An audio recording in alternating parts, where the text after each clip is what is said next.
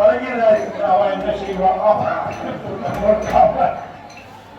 Second show படத்துக்கு போயிடுவோம்னு சொல்லி பக்கத்து வீட்டுக்காரியை கொட்டிக்கிட்டு செகண்ட் ஷோ படத்துக்கு போயிருந்தான். சரி, என்ன படம் பார்த்தா? என்ன படம்? மாமன்.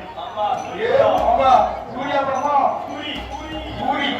மாமனை பார்த்துட்டு அந்த மாமனை பார்க்க போயிட்டான். காவி மாமா 10 மணி வரைக்கும் உறங்கிட்டு இருக்கான். சரி, வீட்டை படத்தை போட்டவன் முடிச்சுட்டான்.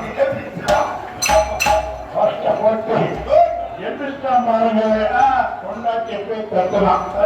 எம்மா எந்திமா, எம்மா எந்திய பிள்ளை என்ன இப்படி உறங்குற எந்தி இவன் படத்துக்கு போது அவனுக்கு தெரியாதுல்ல. அம்மா எந்திமா இப்படி எழுப்புதான். 10 மணிக்கு எந்திரிக்கவா? எப்படி எந்திரிக்கா தெரியுமா? எப்படிங்க? இடுப்புல சேலை கிடையாது. சேலைய கையில அடிக்கிட்டு கத்திக்கிட்டு தலைய காய் மாதிரி விட்டு போட்டு போட்டுக்கிட்டு கொள்ளையில போவான். அவனை பக்கத்துல இருந்துட்டு என்ன வரத்து வாரான் கொடுத்தானா?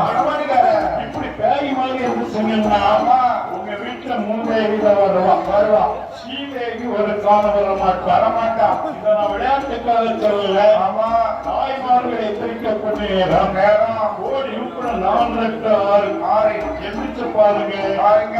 உங்க வீட்டுல வந்து லட்சுமி குடி இருப்பா. ஆமா, லட்சுமி கடாட்சியம் தங்கம், செல்வாக்கு பொங்கல் பொங்கும். அந்த மூட்டத்துல ஒரு வீடு முன்னேற்றமாக வரணும்னா தாய்மார்கள் நினைச்சீங்கன்னா வீடு முன்னேற்றமா வாழும்.